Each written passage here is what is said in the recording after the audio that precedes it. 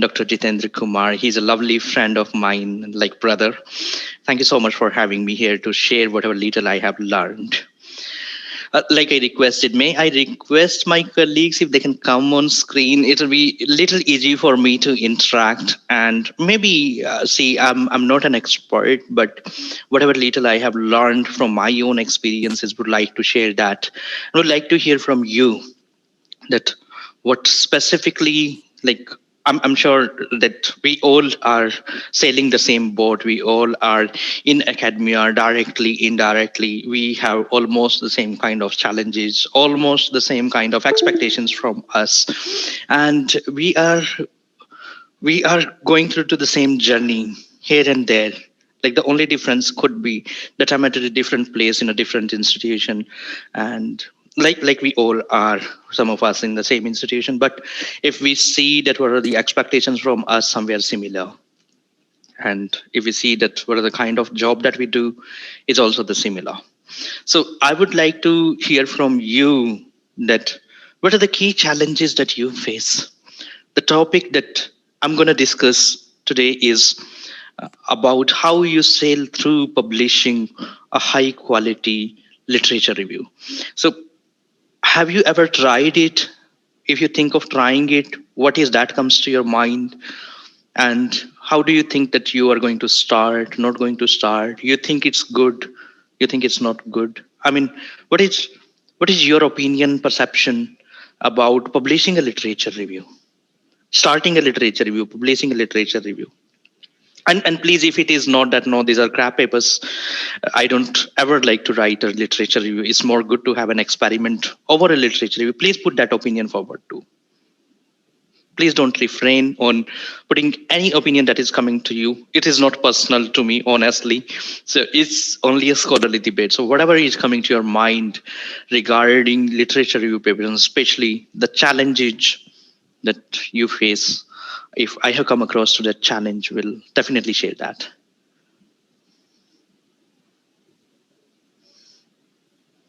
Any one of you can just begin and say that, Professor, this is my experience.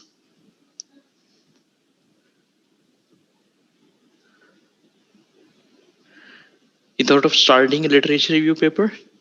With due permission, Professor Sudhir, good afternoon. Good afternoon, Professor. Good afternoon. Please. Thank you very much for joining us. It's really a proud moment for me, at least. Please, it's a pleasure. Haryana bole aur main na hu, matlab.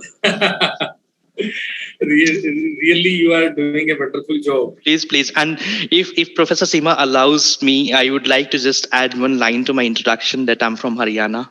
I'm from Karnal. Yes. And one of you. Yes. But I'm from Karnal. I'm also from Karnal. What a and it's a matter of pride for us that just like he belongs to a very simple village of Karnal district, and he reached in the UAE very fastly. Wonderful, Dr. Saab. All the best. You are really doing a good job. Sir. And you are the role model for the research. Please, sir. I'm a very skinny man. Really, you are doing very good. Yes, so you were saying something about literature review paper, yeah. Yes, I'm coming on literature review papers, and people are saying I have also experienced that literature review papers are hard to sell.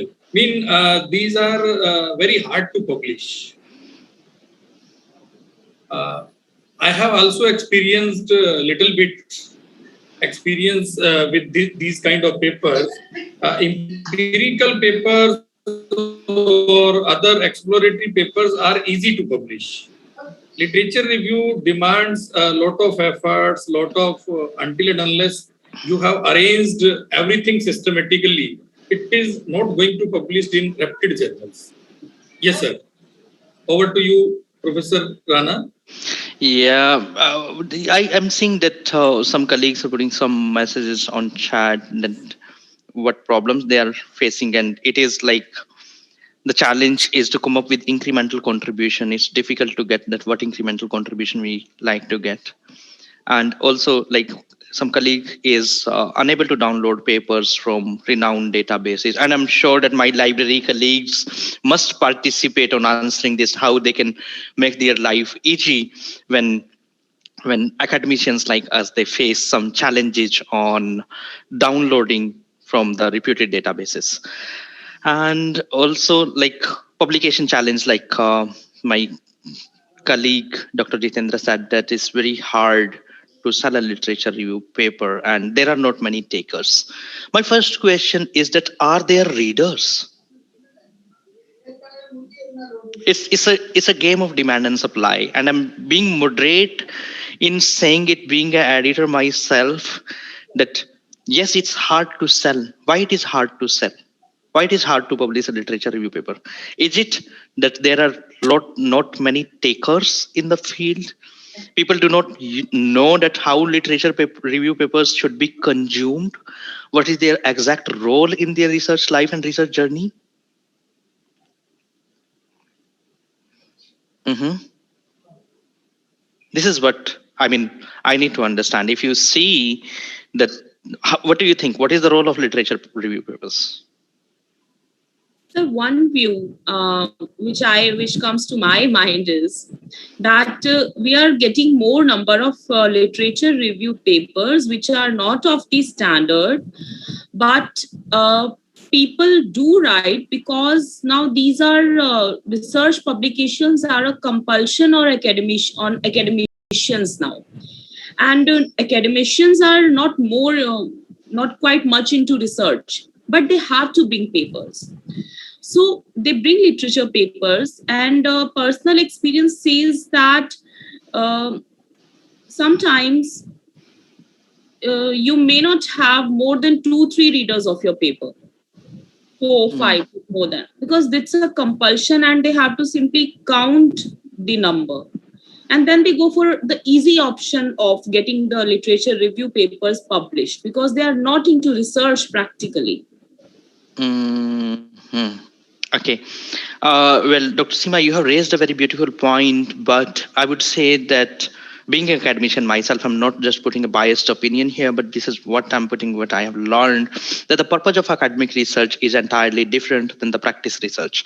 And this is what we have been mixing in Asian countries more oftenly, that we think and we see that what is the practice usage of the research that you produce. And would like to remind to all my academic leaders sitting here on the call that, see, I'm not producing and practicing research, and nor I'm expected to do that, nor I should. And I'll tell you the reason why. Because academic and practices are the two different domains. My job is to advance the knowledge and bring some theoretical knowledge contribution, because this is what academia has been known for. And uh, of course, the research target is to further our careers, advance our careers. This is one biggest motivation amongst us. But I would rather emphasize, and I always emphasize, on advancing the knowledge. Doesn't matter whether it is an academic knowledge, it is to make the multiplied learning of my stakeholders and students, cohorts, and my colleagues, or making the things simplified.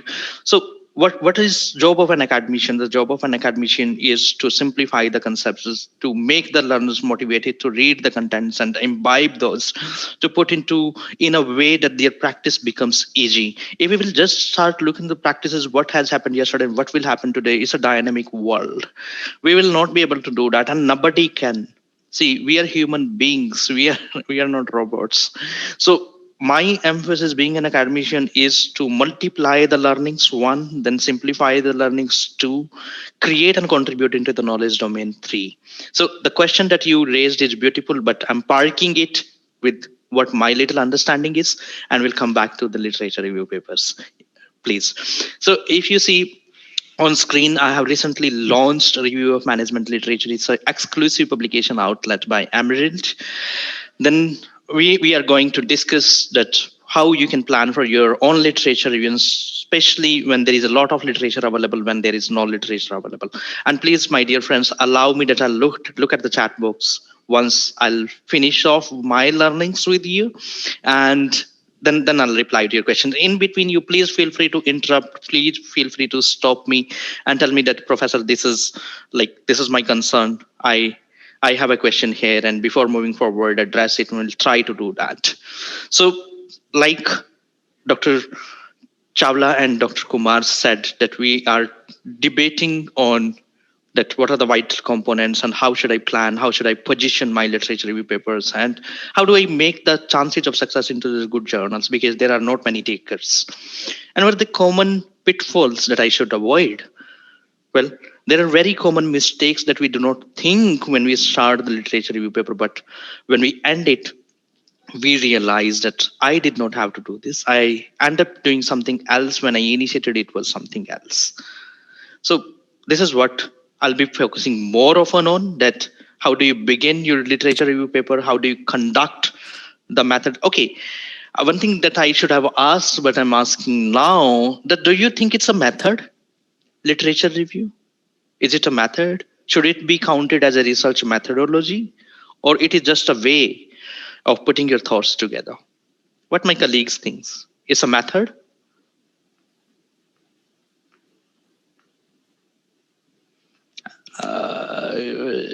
Dr. Chawla, are the participants able to unmute themselves and speak, or you have restricted them not to unmute themselves? Sir, let me ask the technical. Restricted है ma'am, restricted है. Okay, may I humbly request if they can participate into the discussion? I'm sorry, Okay. I'm asking this, Okay, sir. Okay. but Okay. may kindly request if you can allow them to unmute themselves and speak, because see, showing slide doesn't make any sense until and unless if we look at the specific points and problems. Rana sir, good afternoon. Hi, good afternoon, ma'am. Good afternoon, sir. This is Dr. Bhumika Saroha. And with regard to your question, I feel that literature review is a method in itself, but there is no standardized thing or a format to which we can refer to that this is the standard thing for which or this is the standard or the protocol which we are supposed to. But definitely we are not seeing it as a method, but definitely it is a method how we do the literature review. Yes, and my cross question gonna be that if it is a method, why it doesn't appear in the books of research methodology?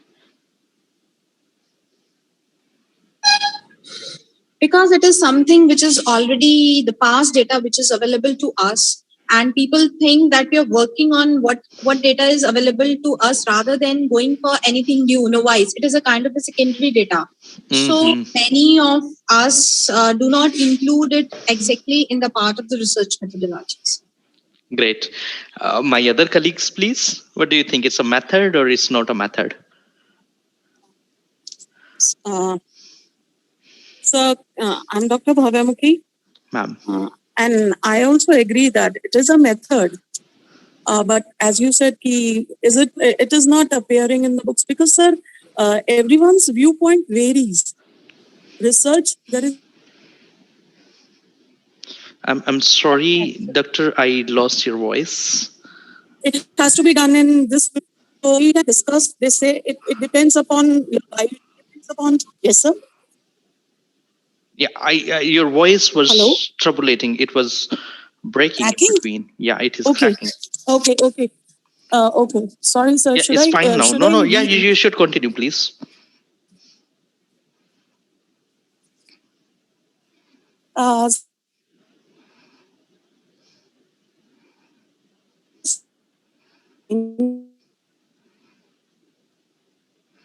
I'm sorry, we lost your voice again. So can we move to the next colleague, please? This side, Anjali Ahuja. Ma'am. Can I speak, sir? Yes, please, ma'am.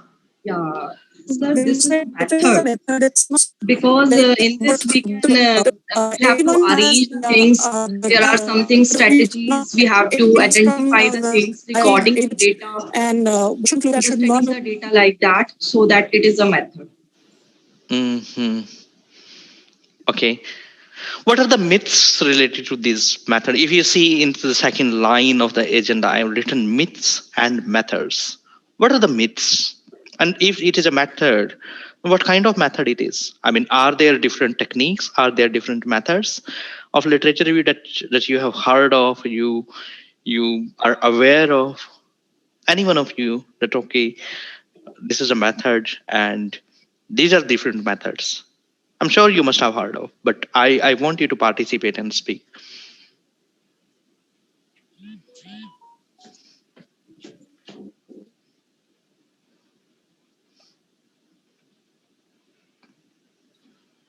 Any methods of literature you have heard of?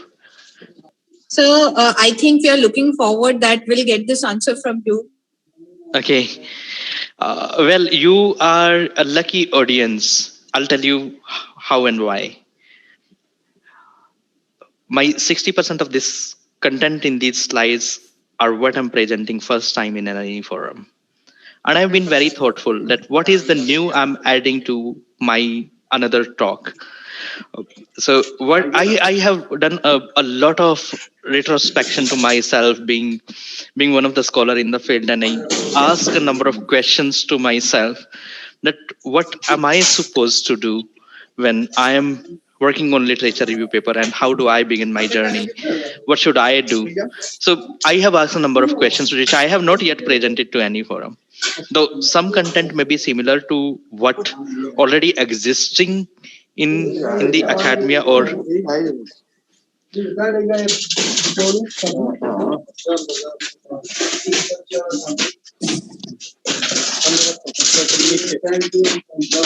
Professor Rana, yeah. if you don't mind, we can mute all other participants. I think as and when you will say. Yeah, I have muted the participant from where the voice was coming. Okay. Yeah. That's fine. Yeah, sure. Thank you. So when you say that whether literature review papers, how these should be planned, what are they about, and why should I review the existing literature? Well, I would just like to remind you, you already know it, that the literature review papers are to bring the inconsistencies in the field on surface. They need to see that what went wrong, what went right. So this is why we review. We review because there are mixed views in the literature. And you need to play role of a mediator on bridging those mixed reviews. Some would say that people in India, they are cost conscious, for example. And somebody will say that no, people in India are brand conscious. Somebody will say that, come on, it is not about price, it is not about brand, it is all about their needs. They are need conscious. If they need, they buy it, no matter what the brand is, no matter what the price is. So if one would like to understand the behavior of Indian consumers, there are three different ways. There are three different lenses that are produced in literature. Now, you being a moderator, as reviewer of this literature, you need to moderate it. You need to say that people in India focus on three parameters: brand, price, need.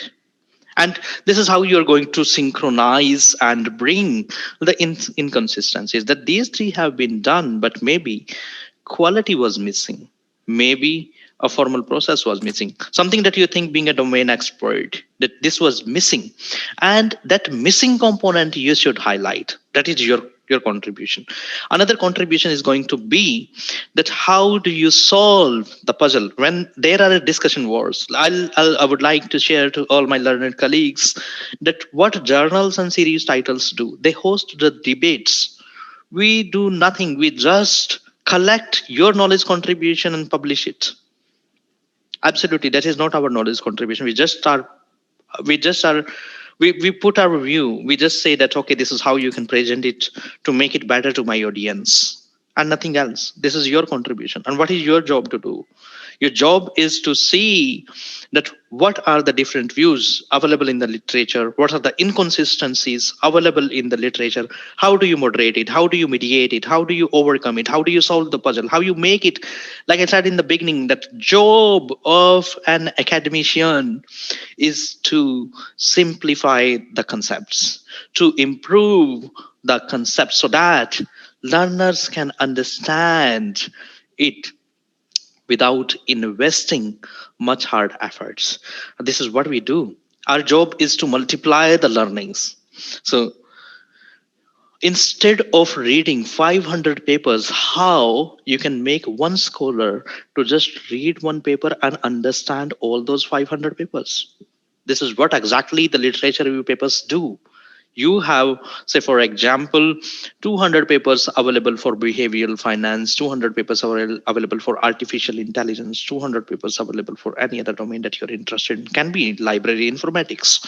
So how you organize these 200 papers for the learning of someone, that instead of reading those 200 papers, they end up reading 10 papers, and which then these 10 papers should be that you like to suggest to people to read, and why, and what is the process that you follow in organizing, synthesizing, and understanding the domain which is available to you in terms of 200 papers.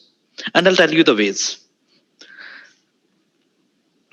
So this is the fact that when my colleague just said that there is no standard format, yes, I totally agree. There is no standard format. There is no standard template available, but in literature review papers, there are formats now. There are tips available that how do you organize your own literature review, and what are the steps that you need to take, and what are the different sections that you should have, and what are the different methods that you should focus on. These are available. The fact is still you have an autonomy. For example, you put an introduction and after that you put a method. You specifically need not to write the background of literature review, but there are another scholars who say that no, you should give background. It enhances the understanding of a reader if they know the background, if they know that the primary questions that you're raising, if they know that what is the protocol that you have defined. So there are, but still you have autonomy to choose your own template, and that's the beauty of a literature review paper. Just think about it. It is not just a theoretical paper that, okay, I don't know the statistics, therefore I'm doing it. No, that cannot be the case. I am a PhD scholar and I need to do literature review as a part of my thesis. And so there is no harm in having an additional paper from review of my thesis. And this is what majority of literature review papers I get from many of my colleagues. This is also one misunderstanding with literature review paper I would like to demystify, that no, you need not to just think that you will have to conduct literature review for your thesis and therefore there is no harm in having another publication on literature review. This is not why literature review papers are written. They are not. So what you need to do, what is expected from you? Like I said, you need to do a critical evaluation. You need to see what is done, whether it is done right or wrong. Is it exactly what people say or it is not? And you can raise questions, trust me. If you have a critical literature review, your chances of publication are higher. If you evaluate specific research questions in the domain which are general and not specific to your PhD thesis, then your chances of publications are higher. If you have a clear review protocol and methodology opted, then the chances of publication are higher. So I'll however talk more about systematic literature reviews, but if you see that how you make it better, then you must know that what is the big picture you are seeing in the literature, what is the protocol that you are deciding, and what is the inconsistencies you found in the literature. And let me tell you, there are a lot of inconsistencies in the literature, and those inconsistencies will remain. Reason being, different people, different geography, different viewpoints, different experiences, different population that they are dealing with, and their different purposes. So you can always find a scope of segmenting that literature, putting your own view forward. But The only thing that you need to do is you need to see a bigger picture.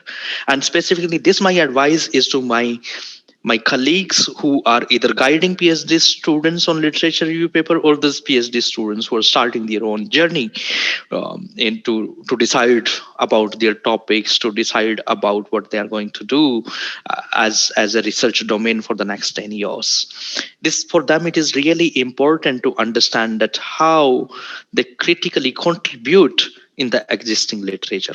And doing a literature review paper is a fantastic job if it is done well. So you need to understand three things: purpose, process, and structure.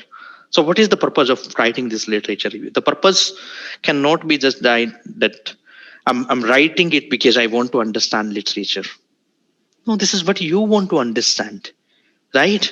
Many scholars, when I talk to them and I hear that what is the purpose that you're writing this literature review, they say that I'm going to work on this topic for next 10 years. It is important for me to understand this domain really well.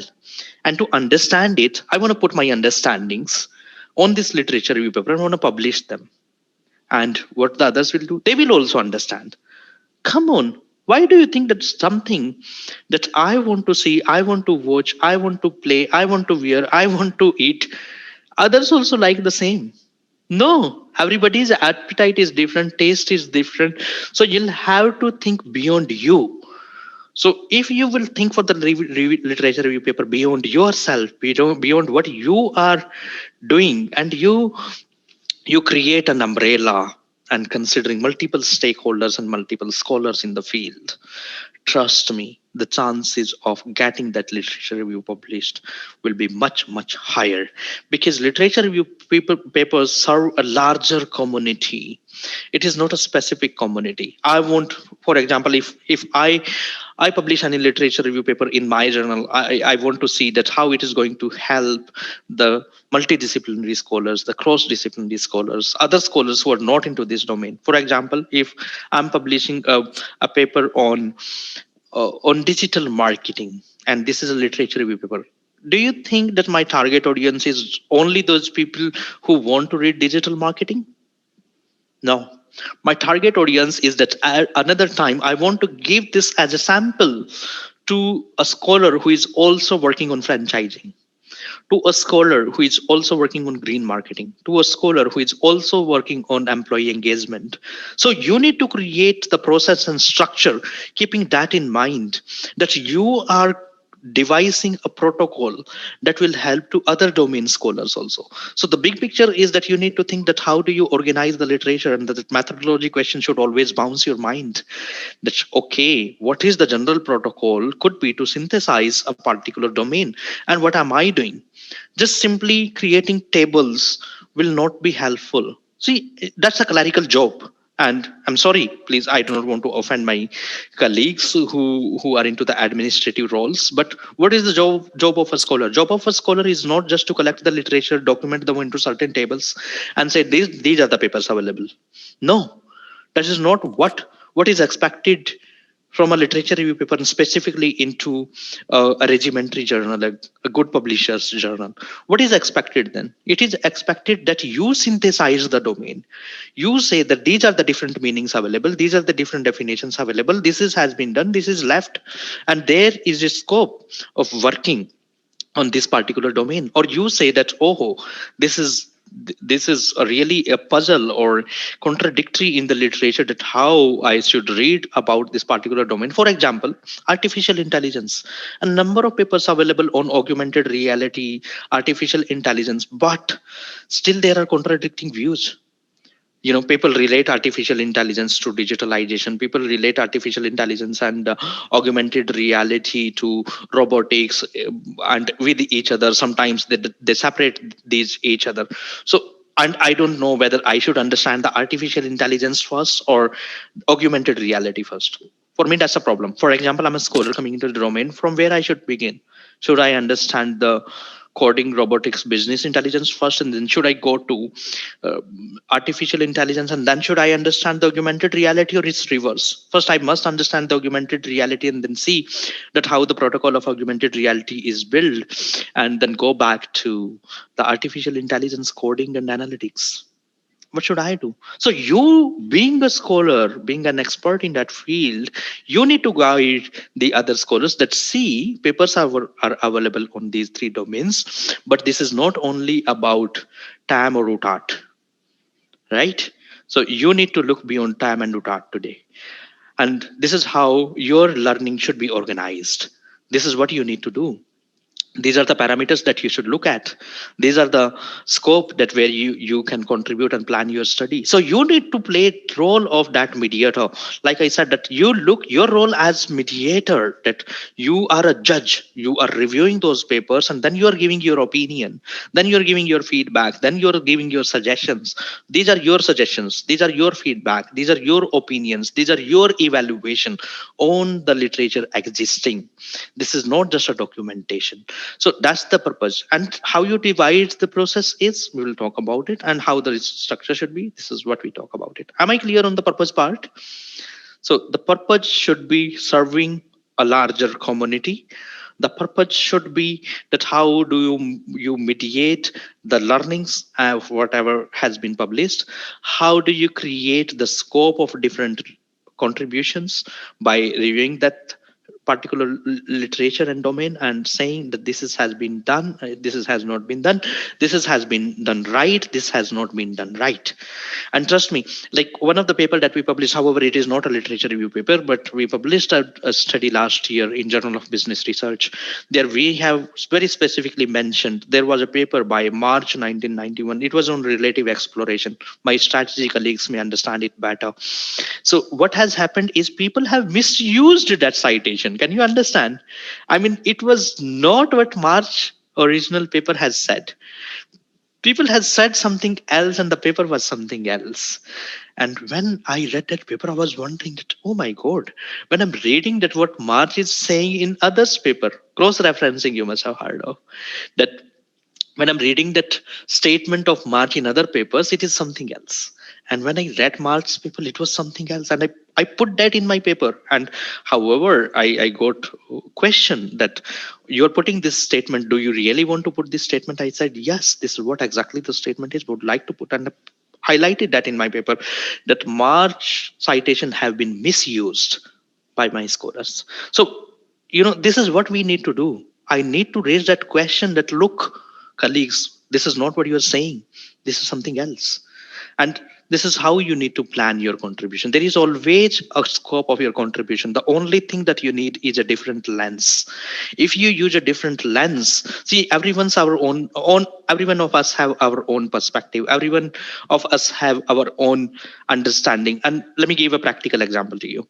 Now, you see that there are different examples of companies get success and companies get failed. There are multiple reasons. You ask why Tata got success. Somebody will say that, oh, their HR policies are strong. Somebody will say they are more active in social responsibility. Somebody will say they are rich. They're compounding their brand name. Somebody will say that, no, their strategies are very strong. They're more into mergers and acquisitions. Somebody will say they are together. They are a community of business people, Parsis, and they're together. Therefore, they are rising. I mean, people can have different views. And you simply understand this from a theory perspective too. Now, if a domain is doing well, there can be a number of reasons. If a domain is not doing well, there can be a number of reasons. And there can be always a challenge. So you need to understand, being a domain scholar, that what is your lens? You want to synthesize something which is X oriented or Y oriented. And how do you mediate your role? And no matter if there are a number of literature review papers available, you can always have a different lens and a different view and raise your own questions. So what are you going to do in that case? You are going to resolve the ambiguities, right? You are going to synthesize them. And how are you going to it? You integrate different views, bring different domains, and then bring those into your research. I'll give you certain examples. For example, RBV is a theory, resource-based RBT, resource-based theory, resource-based view. Now, you tell me that in which domain it is not applicable. If I look at umbrella strategies, the strategies, corporate level strategy, business level, the functional level strategy, resource is everywhere, whether you are an individual or you are a larger organization. Resources are everywhere. Who do not plan for the resources today? This is more micromanagement. So when the RBT has come, Barney has a different views. Organizations had to come up from their own home countries, raise their business expansions and growth. Therefore, RBT was important. Now, the view for RBT is changing and changed. It is more changing. So it is about your knowledge resources are also there. Your human resources are also there. Your own intellectual property rights are also there. So there are different views how and where it is not applicable. So you may like to raise a question and integration that how to use RBT in finance, how to use RBT in HR, how to use RBT in marketing, how to use RBT in operations. You can integrate those. So you can integrate, then you can synthesize, you bring in different concepts and see that how these different concepts are working together. uh, like the last literature review paper that I wrote is more about psychology and marketing, that how psychology concepts are driving marketing today. And I, however, wrapped it up under the nostalgia factor, but I'm looking at some other factors now, and I'm trying to see that, see, consumer behavior is all about the consumer psychology, and when you deep dive, the psychology is more about their behavioral aspects, the human senses. So you can deep dive as much as you want, and you can always identify something that you can integrate with, which is not currently available in the literature, or if available in the different domain. How many of you have tried to integrate the digitalization and your domain? How many of you have tried to integrate the analytical parts in your on domain? How many of you are basically looking at the human element in your domain? So you always have a scope, and that scope is that something that you need to define really, really well, and then look at that how you are going to evaluate it, what are the concepts that you are focusing on, how you are devising the method around it. Well, from the Transfield, I have taken it, and according to Transfield, it is that you need to first plan for the review, and developing the protocol is really, really important, because this is when we think when a number of literature is available, literature is abundant, and then what should I do? For example, for a literature review paper on international marketing, I had 1800 plus papers. Now see, reading 1800 plus papers, is it possible? Humanly, it is not possible. It is not possible. So what should I do in this particular situation? How do I decide that how I'm going to synthesize these 1800 papers? And this is what I'm going to address today. And I have reflected more that, okay, what did I do that time? And it was my first literature review paper.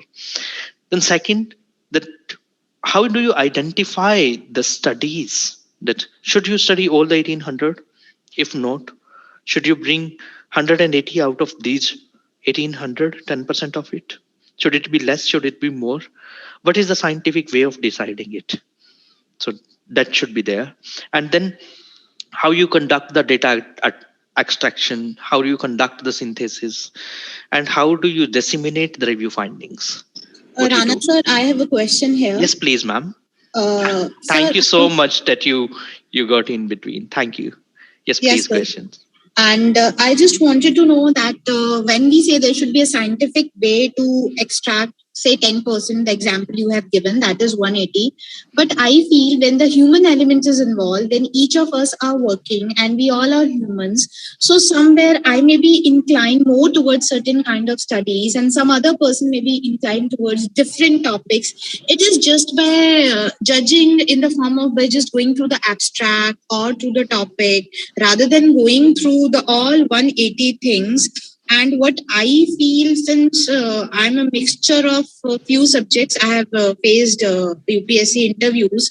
So what I feel the decisions regarding to it would be not only an intelligent decision, but it should be an emotionally intelligent decision. and that what emotion I carry for a particular topic or the area or subject, it may vary from individual to individual. Absolutely. Yeah, I totally agree with you. But I will see it this way when I'm sitting at a chair of an editor. I will see that you said it is a method, right? So when we say it is a method, there has to be a protocol. I Right. cannot mix my emotions with the protocol. I'm sorry I'm saying it, but I'm being rational in saying it. Okay. That I cannot just decide that, okay, I'm emotionally attached with it. You remember when I started my talk, I said that this is not about you. This is Okay. about scholarly community. So review papers are not written for myself. Review papers are written for scholarly community. Therefore, I'm sorry to say I'll have to be very rational. I'll have to be I'll have to overcome my emotional biases, right? Because the review paper is written for the community as whole. So I would say that you consider some criterias, and the criteria can be that I'm going to show some indexings and rankings. I'm also going to show some online libraries and databases that my library colleagues here on the call, they may assist you on developing your understanding more on those, that how do you extract the data from there, but apply some filter. Use a funnel, have a funnel approach. In a funnel approach, when I say that there are 1800 at the top, then Many how to do one. I shortlist them to 900? Then how do I shortlist them to 500? Then how do I shortlist them to 880? So basically, we have to decide about the filters in a rational manner. Absolutely. So So, it but cannot be. how do we do that? This is what I'm going to speak. Okay. How do you do that? Okay. This is what is the crux of the presentation. That how do you do that? Right, sir. And I'll tell you that how do you do that. So be assured I'm gonna answer that question. Okay, sir. Any other questions, my colleagues? No, sir, I got my answer. Thank I you. was also trying to ask the same thing, but you take the answer, but you will answer it later. Yeah, no, I'll answer it now only in my presentation. It's upcoming. Yes, sir. Yeah. Yeah. Means, yes, sir. So, like, this is the way that systematic literature reviews are today decided. And well, there is a difference between systematic literature review and a traditional literature review that we have been doing, because this is more scientific, this is more rigorous, and as a scholar in the domain is expected to balance both rigor, relevance, and depth. So one side, when somebody say what is the rationality behind, have you given enough rigor to it, then some will say that, hey, have you thought enough about it? What is the depth that you're talking about? And then somebody like me can say, is it useful that what you are saying? So what is the relevance of doing it? You just want to document and produce another literature review paper. So what is the use of it? Are there takers? So an editor can always come back with that question, that you are producing it because you are interested in it, but will I find enough audience who will read it, cite it, use it? So systematic literature review overcome some of the challenges, and they try to bring in an objectivity to literature review paper. They give you a scientific protocol, and they make your life easy, I would say, in living something and reading something. So what you read, what you leave is really, really important. So now it is very important for us as a scholar to understand that what should I read and what should I leave.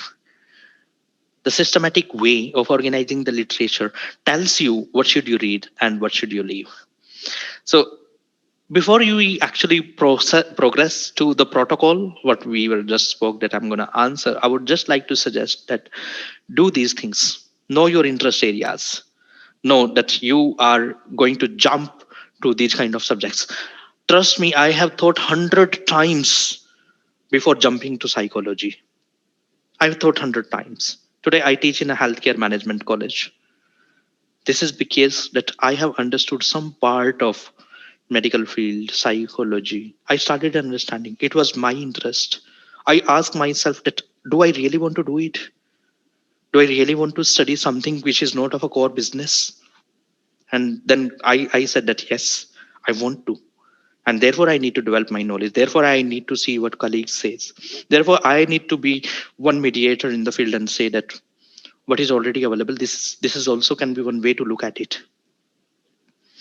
Then you look at the research trends and emerging perspectives.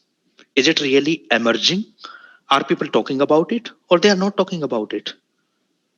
I'll ask you that, do people still talk about BOP, bottom of pyramid? Do they still talk about service quality? Do they still talk about RBT? Do they still talk about two-factor theory? What is that they're talking about? What are the emerging field? And what do you think that field will remain for at least next 5 years? It will not run away. Are people more talking about the virtual currencies, bitcoins? Are people talking more about the positionings because of the COVID pandemic? Are people talking about more anxieties and expectations? What are people talking about? And how long this is going to stay? So decide about it, and decide it with a combination of what you like and what is emerging trend. So it should not only be what you like, it should also be that what colleagues like in the domain. Whether it's going to be both way. And this is how you're going to outline them. Please create a master sheet and keep on giving these feelers there. Create these heads before you start, and see that your literature review paper should have everything like a like any another empirical paper have. So it can be like you have an abstract, introduction, background, methodology, descriptive results, then synthesis, future research agenda. It is a must. We'll talk more about it, but then you should have a conclusion and implications. So these has to be there. You cannot say that, oh, it's a literature review paper, I do not have a specific method. Come on. You cannot also say, oh, what kind of descriptive results are expected from me? What are the descriptive results here? Or you can say that, okay, I have already talked about the future of it. What are the future research agenda am I expected to contribute and synthesize? You can say so, but this is how you're going to start. And my colleague who has asked this question, I'm here now. The answer will come that when you collect data, always try to balance the publishers and the online libraries. There are different online libraries like ABSCOPE, Request, JGate, JSTOR, Scopus, Google Scholar, Web of Science. These are some famous online libraries. Out of these, some are indexings. Scopus, Web of Science. These are the two indexings. So along with the library, they do not give you the full title access. They allow you to look at the titles. Am I right, my library colleagues? They do not give the full title access. They give you just the titles. So I'm sorry about it. I have unmuted from where the voice was coming. So you need to then see. Then if you see at the left hand side, I have written certain publishers. Emerald, In the Science, Sage, Springer, Latvius, Wiley, Taylor and Francis, IGI Global. Why I have written these publishers are that these are read all across the globe. So when these are read globally, so there are more chances that authors and scholars are contributing their papers to these publishers. So the chances that you will get everything which is available, or the chances of getting more number of things, are more with these publishers and also with the libraries. So the first filter of collecting the data, you should access to all these publishers and some of these libraries. There can be duplicates. A journal which is being published by Emerald can be in ABSCO, can also be in ProQuest, can also be in Scopus, and there are mixed titles that you will get. So you'll have to remove those duplicates.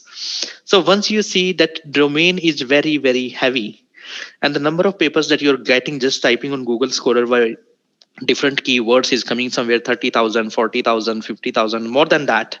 And when you are just trying to click on some titles and reading it to make your understanding, and still you're seeing that the number of papers are really high, then I would suggest you to make a protocol that is more related to the coverage and quality.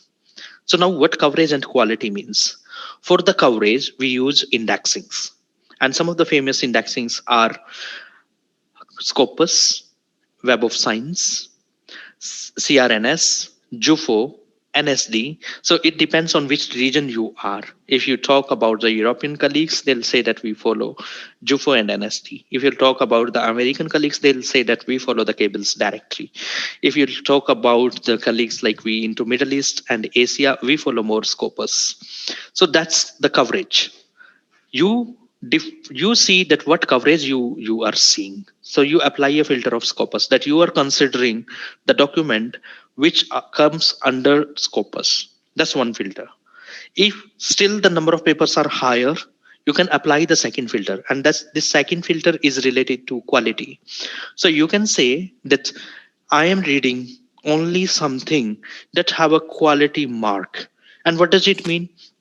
It means that the journal should be ranked or on a list of the ranking lists available. So this can be ABS by chartered American schools, or it can be ABDC by the Australian Deans Councils. So these are the two high level rankings available for the business journals. And not only that, another ranking is available by SJR. So you can apply SJR by Scopus. Journal citation reports can also be implemented by Web of Sciences. So there are different quality parameters that you can apply when you are shortlisting and creating this funnel. So first is that you must have a general view about what is available in the domain, what to read and what to leave, what to read or what not to leave. Not to read. So when you are deciding that how do you reach from 1800 to 180, you should apply some coverage parameters and some quality parameters. So coverage parameters, like I said, can be that you are considering the titles that are available only in Scopus. You are considering the titles that are only in the list of ABS and ABDC or any other regional list, maybe Cables Directory if you are trying to serve the American audience. So you need to decide those. And you need to decide it very, very carefully, because the number of papers should not be less, should not be high. And you can also apply some more parameters related to time. For example, you say that I'm studying something after 2010, because in the past 10 years, if the publishing domain or the domain that on which you are working has dramatically changed. So you are not considering 50 years, you're just considering the 10 years. So this is what you want to look at. Why do you want to study these 10 years and not the 20 years? Why do you want to study the whole 50 years and not the latest 10 years? What are the reasons? You should know those reasons. So am I clear, madam? Yes, sir. Yes, sir, you are clear. Okay, so first I'm going to collect the literature and then I'm going to filter it. So there, by having the ranking and indexing applied, I would say that this is a scientific way to what world is reading. I'm serving them that, because Scopus, ABDC, ABS, these are some global rankings and indexings. Keywords are very, very important. So whenever you collect data, please write your keywords, and writing keywords in the method is important so that people know what specific you're talking about. So develop some keywords and put them into your methods, that these are the keywords that I have considered. And yes, like I said, that there are going to be redundant files. You need to remove those, and you need to carefully read the titles and abstract, apply quality ranking indexings, and tabulate those so that you are aware that what is that finally you have. Depends on number of papers that you have finally with you. I will choose the method. If you ask me that, Professor, how do you choose your methods? And I see if I have, after filter, if I got 400 papers, then I'll deal them differently compared to if I have 80 papers. So I have two different treatments. I cannot have the same treatment for both. When I have 1,000 papers to document and synthesize, I'll not deal them that way.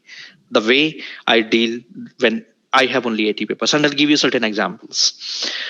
I was just studying one domain related to digitalization and multinationals, and considering the present situation, that how digitalization have been supporting in internationalization of multinationals in a situation like today is really, really important. I had a number of people when I see digitalization and multinationals, trust me, these were really, really high number of papers. I couldn't study them without applying a machine software. I applied Leximancer. So I have created all the data sheets and fit into the Leximancer, got some thematics, created some show. I did shortlisted a shortlisting of the papers, and then I decided the domains, and then I have created a conceptual diagram that this is what I want to study, and I developed aim. See, these kind of papers are mixed method papers, not only literature review papers. So you should know that how, when you quantify the results, how do you deal with it? When you convert the ratings, how do you deal with it? So there are different ways of dealing mixed method papers. So in that situation, you should have command on both. You should know that how do you synthesize the literature. You should know that if you are quantifying the existing literature and how you are dealing with it. But I used Leximancer. I did thematic in Leximancer, and I got very interesting results. So this is what we did. And in another literature review paper, we applied factor analysis, tandem clustering.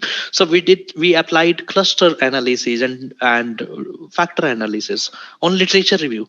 Can you imagine that?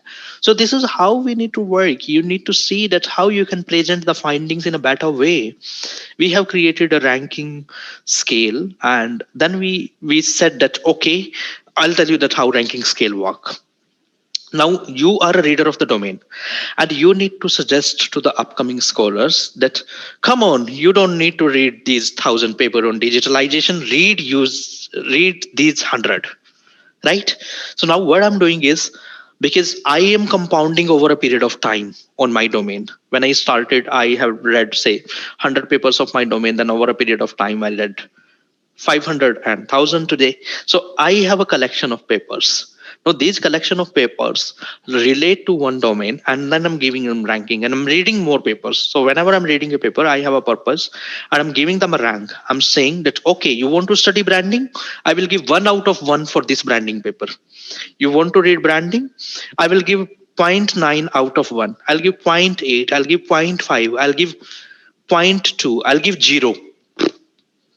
So you are rating it. You are saying that, okay, for branding, for this purpose, this paper deserve 1, this paper deserve 5.5, this paper deserve 0.2. You take yourself as an evaluator of those papers. And by giving that rank and that rating, we have developed an Excel sheet that this is the background, that why I have given 1.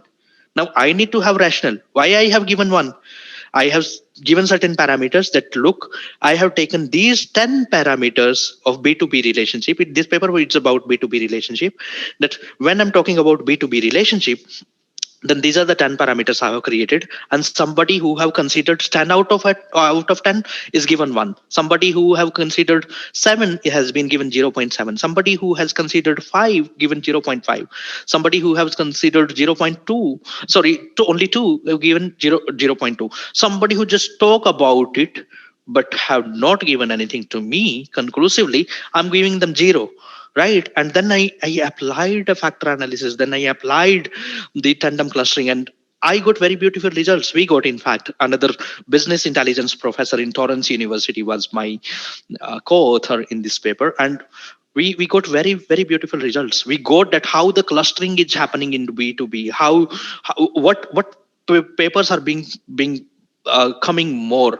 But see, we had to actually read those papers, and we need to decide that where this paper is fit. Paper should be given 1 or paper should be given 0. So you can quantify the literatures, and that is the scientific method of quantifying. So now what we said that, okay, these papers that are coming in 1 are the important papers. The paper that are coming on 0.5 are the moderate one. The paper that are getting 0.0 or 0.2, come on, you don't need to invest so much of energy on reading these papers. So this is what I need to do. This is how we have been suggesting in our classes, don't we? We do. We say that, okay, my dear cohorts, you need to read this book, you need to read this chapter, you need to read this paragraph. But we need to guide the scholarly community, also upcoming scholars, in that way. So I moderate it. This is how I identify scope for myself, for my contribution. Then you need to organize it systematically, and there are different things that you can do, like text mining, citation, co-citation analysis. These are very well existing. Something that I told you is very new, may not be available, and we are just we are a team. We are just trying to experiment that how it goes. Some of the papers we are able to publish, some of the paper are still in pipeline, but this has been a wonderful experience. Okay, if I tell you that what are the different methods that you can apply a domain or theory based review. Like I said, the two-factor theory in marketing, right? There is burnout amongst, and this is a fresh thing. There is a lot of burnout amongst the salespeople. Do you talk about it? And how do you bring the anxiety theories, the psychology theories to sales? Could be new. How do you bring the resource theory to finance? How do you bring the another HR marketing theories to finance and cross discipline? Create a framework, apply some thoughts, and see that what is the scope of your own contribution. Then you can create a structure review where you create that conceptual diagram, put either some propositions or raise some questions of why, when, where, what, how, that what are you studying, why are you studying, why it should be there. For example, psychology marketing, psychology finance, psychology IB, or IB finance, finance HR, how they should be together. So raise questions of what, why, how, where, whom, and answer those questions.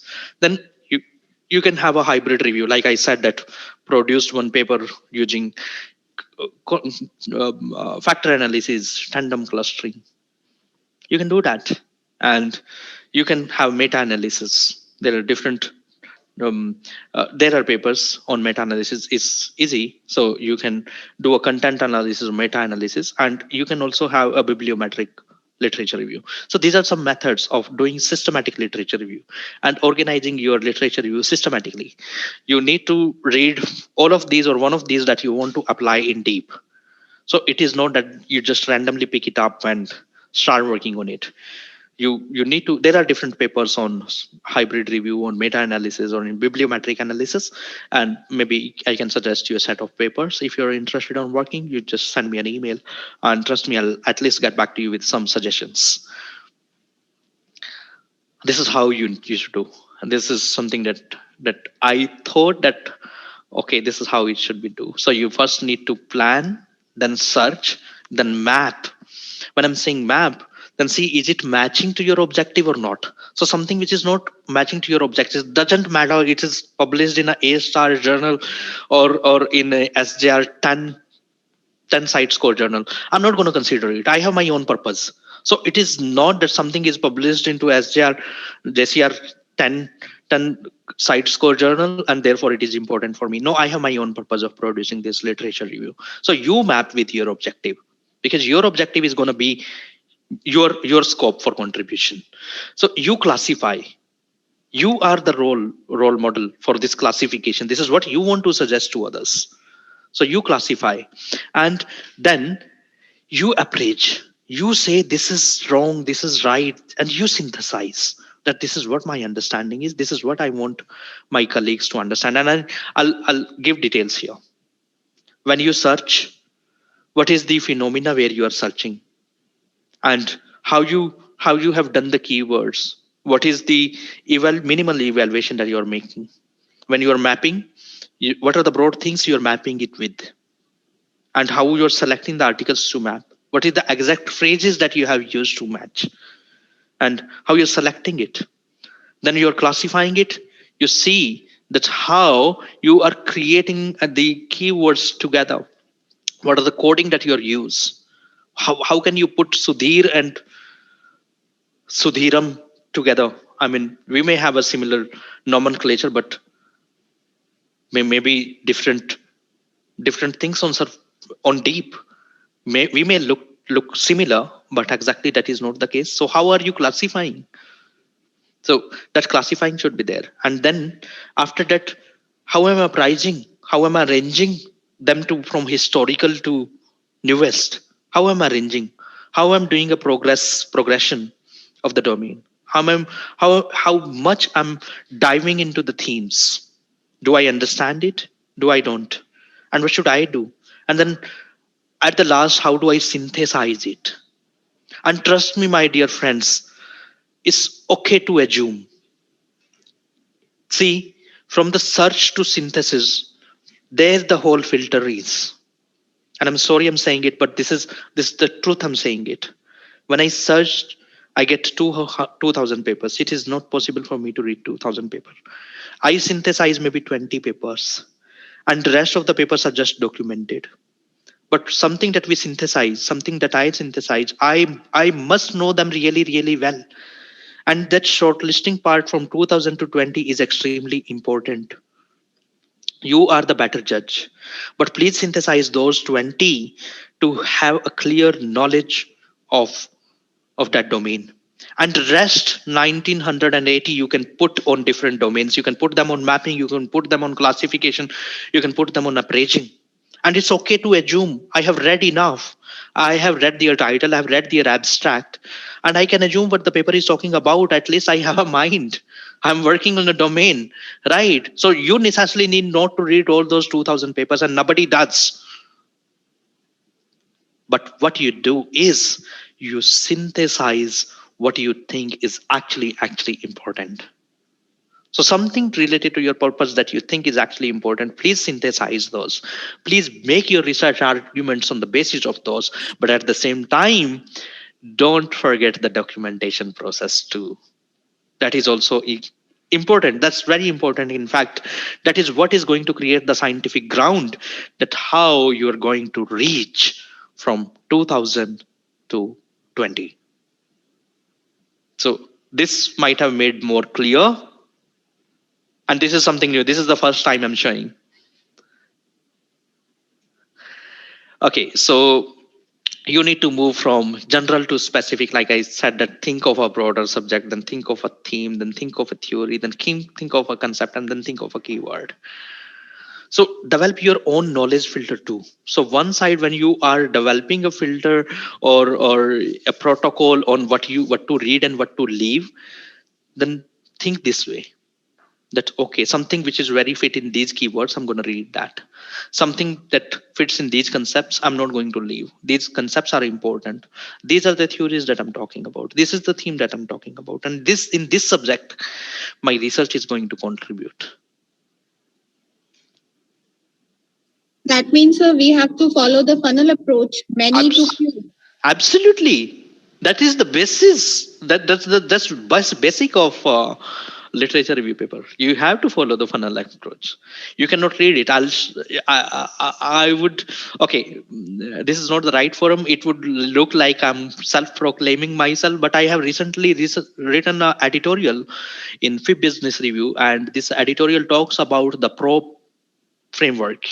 So how do you create it? And there I have very critically written, and some of my colleagues have also got back to me and said that, come on, you have your career ahead, you cannot speak like this. But I was saying that there are 40,000 titles in Scopus, and these 40,000 titles are producing 3 lakhs research papers. Yes, sir. I cannot even read the titles. Right. So and you are asking me to synthesize those. People say that you are editor of a good multidisciplinary journal, you should know what is happening. And I'm saying that, oh my God, should I really? I mean, even if I start reading the titles, I cannot finish of reading the titles in a year. And more 3 lakhs will come next year. So cannot be done. So I have written some arguments there. You may like to read. I have critically said that, come on, it is not possible to read. I need to apply a funnel approach for myself. That I am the one who will decide that what do I read and what should I not read. Yes, when you climb up on the ladder, then you guide others also. That this is what you need to read and this is what you need to leave. That comes as a result of experience. Yeah.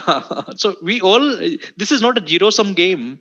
We all need to bring that experience with the passage of time from our learnings. Right, sir. So it is very important for me that how do I underpin the theories? What is whatever I'm talking about, how rational I am, how much I know them, and how do I put them together in an interesting way? So you need to do that. You that is your job, to create a story, to create the relevance, to create the importance of your content. This is what you need to do as a writer of literature review paper. So it is not only about documentation, it is about creating relevance of that concept and underpinning of the theories. So mind it that there are gaps, so you need to talk about it. And something that's shown as a gap possibly is not a gap important for you. So could be. So what should how should I manage the rigor, depth, methodology, and relevance that I have been speaking about these words? So these are the suggestions that I'm giving you from. I have a very little experience. I do not have much experience, but in small tenure of past approximately 8-9 years, or say 10 years, since when I'm working on literature review papers, this is what I have learned. I must know the history of concepts. I must know what history says. I must know what is the present arena, what it is today, and how I'm going to differentiate the history from the present. And to bridge that gap and to bring the learnings of that history to the present arena, I should have a methodological region. I should have a scientific approach. And when I have all these, I need to have a conceptual depth. I cannot just talk about superficial about it. If I'm talking about X, Y, G, Z, anything, I must know it myself. If I know it well, if I know, and you ask me, and I'll tell you, I know the scholars by their name. I never met them. I never contacted them. I don't know. I just read their papers. I know what they work. I know where they work. I know how many papers they did. I know where they have published. I know how many times it was cited. I know what data set they have taken. I know what methodology they have applied. So I deep dive in some papers so much that I know what they have done. And I try to understand their philosophy. I try to. When I synthesize the papers, I synthesize them so deep that I know what exactly have been done, why that have been done that way. So I don't go back to the authors asking that why you have done it. I try to generate my own views by looking at different lenses. That okay, what is the history of the publishing by that scholar? If I like 1-2 papers of a scholar very much, trust me, I read their many papers to understand their philosophy. And you actually need to do that. Then classifying is really, really important. Like I said, you need to classify them on the basis of concepts, on the basis of research gap, on the basis of geography, methodology, many filters you can apply to classify year. So how you're classifying? This is a suggestion from my side. SQ and 3 R's. Reading is tough, and you need a lot of reading to produce a literature review paper. So how do you do? First, we conduct a survey to see what is available. Then we raise certain questions, and we say a research paper that is answering and contributing to my question is important. And I read it. When I read it, and by looking at the surface, reading it, I get an idea that, okay, it is important for me or not. And then what I do, I try to recall that, okay, when I'm writing, when I'm making my own plan, I recall, oh, this was the paper. Oh, that paper can help. So I try to recall. And when I try to recall, then this paper become very important for me. Then I review that again. And when I review it again, I actually apply my mind, soul, theories, philosophies on understanding that paper. So you cannot read all the papers that are there in your survey, but you actually need to take out some papers that you actually review. But is reading sufficient? No. What is that we need to do? Develop a habit of critical reading. and that is need to be done since from the beginning. So what am I supposed to do? You need to see that where the authors want to draw your attention. What is that authors are claiming? What are the conclusion? Not necessarily that they have written conclusion in the conclusion section. Trust me, sometimes it's in result, sometimes it's in introduction. So what is that authors are trying to conclude about it? What are the evidence that they have given? Do you agree to those or not? Do you think that there could be other ways? Be critical. Take some assumptions that okay, if this could have done this way, might have been better, could have given different results. So it's okay to assume. Trust me, it's okay to assume. There is no harm in assuming. The only thing is that how much depth you create to justify your assumption. Something that you assume, how deep you justify is important. So just assuming is not important. Assume and justify it. Assume and create a background to it. Notes. You don't forget to take your notes. Review papers are lengthy. It takes time. It may happen that you'll forget many things. So try to recall. Try to aid your concentration. Try to create a structure that helps you into the concentration. Arrange your informations and writings. It also helps you in avoiding similarity. A question, should I take a handwritten note or a computer-aided note? Honestly speaking, I prefer my mobile notes. I don't have computer-aided notes, nor I have handwritten notes. I follow diary. You know diary? No?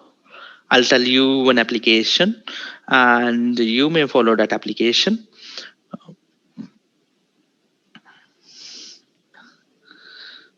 Okay.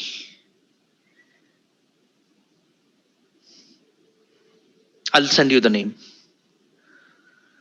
And then you need to tabulate the previous studies and create some structure around your literature review. Tabulate by the author, by the year, by the stream, by the journal. There are different ways that you can tabulate. And this tabulation help you in just rearranging, shortlisting, applying filters in multiple ways. That will be helpful.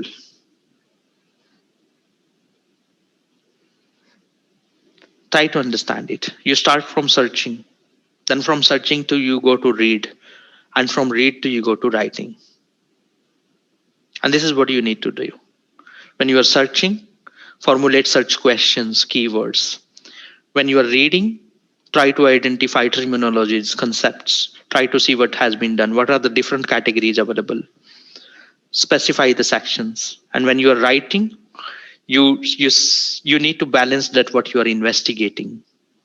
What is something that you have investigated? What is the problem? What is the puzzle that you have solved? So that your writing should speak. These are some tips. Create a blueprint. Arrange your paper into some headings and subheadings. Try to keep on copy pasting and then rephrasing, paraphrasing according to your objective. And if possible, then create every argument with citation. This is important. Okay, if you talk about the journals, you should know about their acceptance rate, their turnaround time, their communication, resubmissions. I'll straightly come here. The journal that I'm handling is FIB Business Review. Here, I have tried, we accept review paper and I happily accept review papers if these are done well. FIB Business Review is published by SAGE. It's a journal coming from India. It's an international journal coming from India. This is what the positioning of the journal is. And the journal is indexed in Scopus and also in ABS rank. This is what we are targeting. By 2025, I have a target to get it done Scopus Q2. And before 2025, hopefully, will be done. ABS we have already achieved, and whenever next application of ABDC will be available, I think we will be there. Then rejection rate is below 5%. It's already there. We have achieved it. This is one of the author's choice journal from Sage, because I respect my authors, and every author is very, very important to me. I get connected to them over phone, over WhatsApp, over email, whatever mode of communication is possible. I try to deal their questions personally. And this is what I think that being a scholar, my duty is. So it is not that I direct and redirect everyone to my assistant or my associate editors. Yes, my associate editors are also very active. They also answer a number of questions when there is a question related to domain.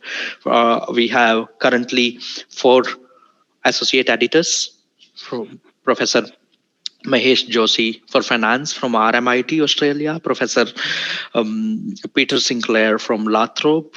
He is into IB and social culture. We have Professor Mazdi Kotena from Kuwait University for OB and HR, and we have Professor Balan Sundarkani from Wollongong for operations. And I'm the editor-in-chief, or you can say main editor, and I'm looking after the marketing domain. Soon we will have, because number of submissions are higher and every editor have so much to read, maybe we'll have some more editors. This is South Asian Journal of Marketing, where I'm now co-editor in chief, and here we consider papers related to South Asian context. So you may like a review in the geographical context too, that HR policies in South Asia, sorry, marketing policies in South Asia. So can give a specific context to the geographical region while reviewing it. And you can do that. So apply a scientific approach, write a paper for SAJM. SAJM is by Emerald. It's a young journal. Then, but this is in gold access of Emerald. The advantage with SAJM is going to be that it serves a larger community because it's free available by Emerald. The readings are free. You don't need any subscription. And the journal is going to be then reputed indexing. So once we will have 2 volumes available, it's going to be there. Currently, we have 2 years goal for the journal. We do not have a 5-year goal. Then this is advances in emerging markets and business operations, where Asian context, emerging context, and the operations and emerging market concepts are very well applicable. Again, this is by Routledge, Taylor, and Francis. The content of this series are also Scopus indexed. This is one that can be useful to today's topic. This is review of management literature that I recently launched. And we deal only and only literature review paper in this title. I'm the founding editor-in-chief for this title. And then I have 2 managing editors, Dr. Jagrup Singh and Dr. Sakshi Khanna. So we are aiming to make this publication outlet exclusively for literature review papers. And together we always do better. Looking forward to the contribution and support from all my learning colleagues to give something to community. So be persistent. It's not a zero-sum game. You'll end up by having some publications. My best wish is to contribute more and more literature review papers to the community to help the community scholars and upcoming scholars, raising more questions to our colleagues. My best wishes. This is what little I had for the day. I welcome your suggestions, questions. Good afternoon. Thank you so much, ma'am. Good afternoon, sir. Yes, ma'am. Good afternoon. Sir, it was very, enlightening session. Thank you so much, sir. Please, ma'am. Sir, I have a query, sir. Few Ma'am. questions, sir. Can you name any tool or software which can help us in review of literature, basically in social sciences? Yeah, Leximancer you can use. I have used Leximancer. Leximancer. Yes, ma'am. Okay. And sir, what is the role of theory in sir model? Very, very useful, ma'am. Okay. Extremely useful As we go and for extremely important. any research or any model, so every time we should like based it on the basis of some theory, sir. Absolutely, it should be. And sir, This is it what I should have be on also our shown in the funnel, that you have a theme, you have a theory. Yes, sir. Yes, sir. So every time it should be based on our discretion, or sir, is there any rule or No, it according should to be the- it should be chosen on the basis of relevance. So what is the connection that you find between your theme, concept, and the theory? So it is not what I think. Is it relevant to pick up this theory, and how this theory is relevant for the concepts that I'm talking about? For example, I'm talking about theory of regent action. So what base I have to choose the theory of regent action? Sir, sometimes what I feel like, sir, as I'm a research scholar and I'm working on my thesis, sir, as I have taken some, sir, psychological variables affecting the consumer behavior, sir, I don't feel any, or I don't find any theory which is exactly fitting my research. No, it doesn't happen that way. I think you must consult your research supervisor, and maybe you send me your objectives or variables that you have considered. If I'll find that okay, I can help you, will help you. But it doesn't happen. It means you have chosen the variables in isolation. If they are not connected to any theory or domain, it means that you have not applied a scientific technique to choose the variables. One thing is wrong. I'm sorry to say, but that's the hardcore truth. Have you applied enough depth on choosing the variables? Okay. Or you have just thought and taken those? What have you done? Thought and taken. Yeah. So if you are not able to relate it to any theory or any particular themes, it means that you have decided about those in isolation. Sorry, but that's the fact. Well, now as per the conditions, sir, can I sir, connect two or more theories, or sir? Yeah, you can connect. You can connect two and more Sir, theories. as my variables are motivation, attitude. No, see, we will discuss about this maybe later on. I'll have to deal another questions too. I would like to have from Thank you so another much, domain colleagues too. Sir, we'll connect. And if no questions will be there, then I'll deal your question. Okay? Yeah, sure. Yeah, good afternoon, sir. Good afternoon, ma'am. Uh, Sorry, sir. Good afternoon, okay, sir. no problem. Sir. Sir, excellent session. Sir. Yeah, you have done all the aspects of literature review systematically, Sir. as given in the subtitle. Sir. First of all, I extend my sincere thanks to you, sir. Sir. Sir, you told there is a software to do systematic literature review. Not systematic literature review. The software will quantify the results for you. Is it a paid version or It's very less expensive. less expensive? Yeah. Is it affordable? Yeah, it's affordable. Thank you very much, sir. May you repeat the name of the? The name is Lexi Menser. Could you spell, sir? Lexi, Lexi, Lexi, MENCSCR. Lexi NCR. Lexi Menser. Lexi Manser. Thank you, sir. Thank you very much. Please, sir. Any other colleague have any other questions? Sir, no questions as such. Hearing whatever I have heard from you, I have just through that funnel of the questions which have come down. That only thing is that we should constantly be in touch with people like you, those who have knowledge. For research, yes, research, sir, knowledge and knowledgeable persons, those who can guide us, are most important. Some of the software, some of the names which we have even not heard about. So that is what is lacking, sir. And I would like to be in touch with you so that I can gain something. Please, ma'am. Because we are staying in small places, sir. The libraries and the information we are unable to get. And that I will not accept. Like Dr. Jitendra have said, I came from a typical small village. Yes, sir. I had the same resources that you have. Yes, sir. I had the same time that my colleagues have. Right, sir. And there are more people who have done, I have done nothing. There are people who have done actually better. Yes, with the same resources. So I'm sorry to say I have young colleagues too. So I won't take that resources part, that small town resources that actually do not make the difference. The person does. Yeah, hard work always matters, sir. Hard work and the intention. Matlab, what you want to do, you can certainly. But then we have to come out of our comfort zone. Yeah, Right. that is the right way. We all Right. will. Okay, colleagues. I had sleepless nights for years. Right, sir. Right. That is what And something, yeah. yeah, Listening so to people like you, we gain knowledge. That's what. we need to come out of our comfort zone, and we need to take an extra mile to do that. Right, sir.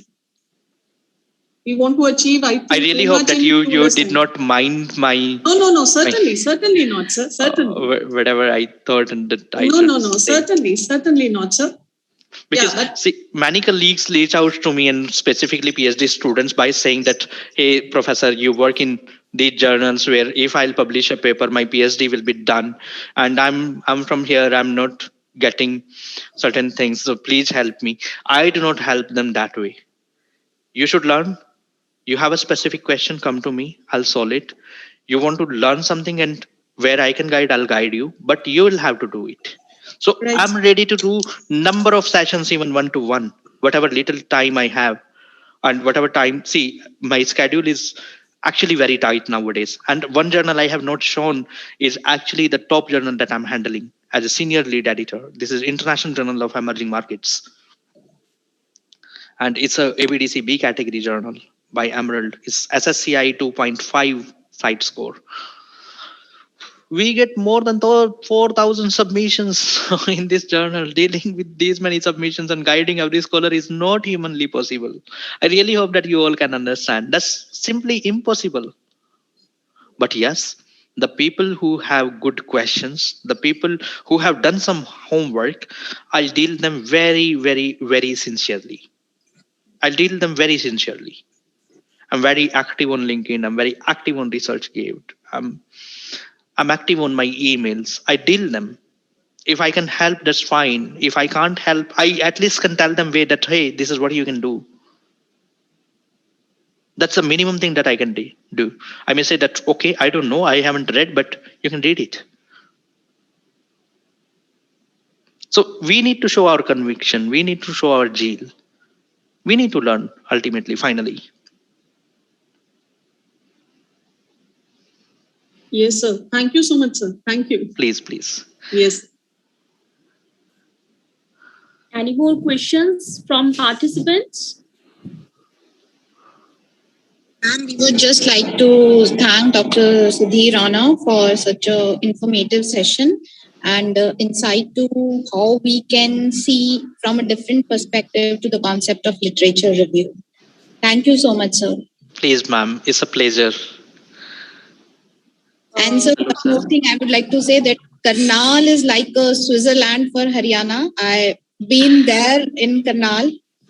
Okay. So I know NDRI is there. There are many things which started when Haryana was formed on 1st of November 1966. Okay. My village is approximately 45 kilometers from Karnal. So my father would be knowing because he is a retired IPS officer. So he might be knowing. Wonderful. I do not know about the villages. I was a kid at that time. Wonderful. And you're presently working where? So I'm working in Delhi, Maharaja Surajmal Institute. Oh, great. I'm an ex-banker, worked with State Bank of India for around 6 years. Wonderful. Hello, sir. My name is Rendell Matthew. Thank you so much for your wonderful session. I'm grateful to you for this session because I've got a lot of insights, and I have two queries. One, if I select a niche area, say for example, maybe agri-preneurship or agri-entrepreneurship, where we don't find much articles, then can we go for UGC care list in order to have my literature review, or better stick to Scopus alone? I would suggest. Okay. I would suggest, because then you will not find a global audience for your paper. Okay. Oh, true. Understood. Yeah. Okay. Then if you want really your paper to serve the global audience and create some value addition for you at a global level, then it has to be global, isn't it? Yes. And one more thing, sir. If I need to do a literature review, from your experience, would you be able to tell me, would you read the whole article, or will you be reading something in practical life? Would a colleague like to answer? Any colleague who volunteered to answer? I'm sorry. No, sir. No, sir. No? It should come from your side only, sir. This is what I have been talking about, that you need to create a Yes, funnel. no, I'm not asking about the funnel. I understood that funnel approach and everything. And will you be going through all the articles in detail? Because many needs to ask the same question, but okay, no. See, it's a friend's talk. You remember when I said that there are some papers where I know by whom this is written, where the person worked, when it was written, where it was published, what are the different contributions by the author, what sample size they have taken, why they have taken it. I'm even trying to know the personal life of the people, right? Okay. You forget about the paper. I deep dive so much that I know I know them quite well, right? I need to follow their philosophy. I need to follow their footprints. I need to do that. And I'll just tell you an instance. I was highly impressed by a scholar in my domain. Her name is Susan Douglas. And I have written a number of emails after reading her paper. And these emails were never being answered. And I wrote a final email by saying that, hey, come on, like, Professor, you cannot do this to me. I'm a learned scholar and I have raised multiple questions in my papers related to your papers. I also discuss your papers in my workshops. And I haven't got a single reply from you. This is disappointing. You know what was the reply from the office? We haven't replied you because we would not want it to break the momentum of your motivation. Unfortunately, Professor Douglas was no more since 2013. See, this is how the deep things happen in the scholar community. You are expected to know the people, philosophies. Paper is just a document. If you are planning a big contribution, you need to understand the philosophy behind the research. So Sir, paper तो पढ़ना ही पढ़ना पड़ेगा. Paper तो पढ़ना ही पढ़ना पड़ेगा. मतलब ये मत बोलो कि पेपर में क्या पढ़ लूं. ठीक है, जो सिंथेसाइज करने के लिए जो पेपर निकाले हैं वो तो पढ़ने ही है. You understand Hindi, right? Yes, I understand. Anyway, thank you so much, sir. And what is the possibility of accepting a beginner's paper into Scopus? Again,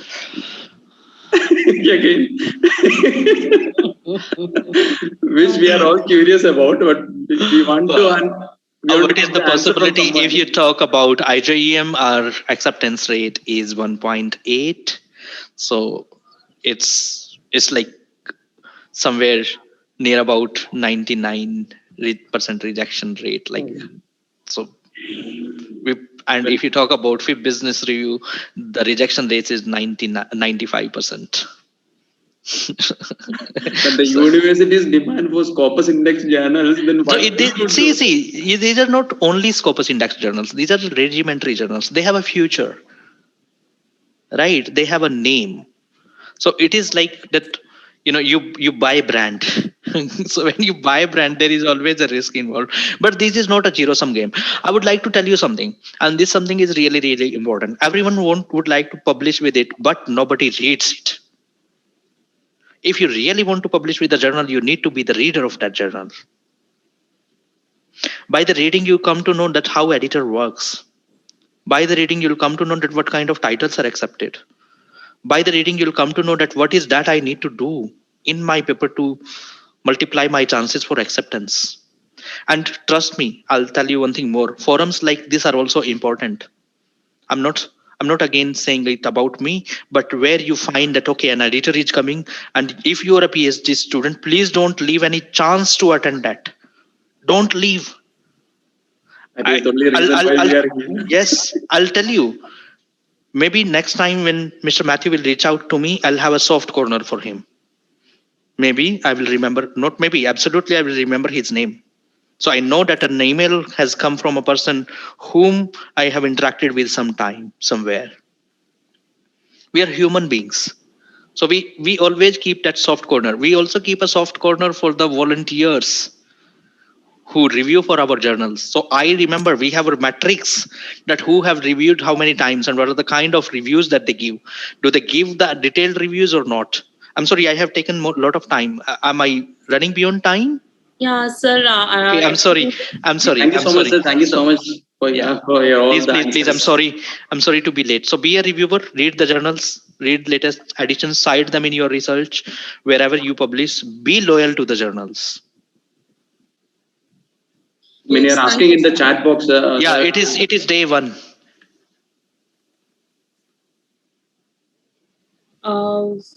So now may I request here participants to please, I think we are running short of time and sir may have other busy schedule also. Last question. We want some contact number, maybe email ID or the contact number of Sudhir sir. You can reach out to my dearest friend. He will provide you the details. Yes. Bhumika, I will surely provide you the email ID of Professor Sudhir Rana. Right, sir. Thank you, sir. Please. Let me thanks on the behalf of participants and organizing committee, Professor Sudhir Rana accepting my request to deliver a wonderful lecture, wonderful discussion. And I think participants gained a lot of insights, practical insights, how you can publish your paper. And as we all know, he is the editor and chief editor of many journals, many reputed journals. So even I have also enjoyed a lot personally. My gratitude, Dr. Rana, thank you very much.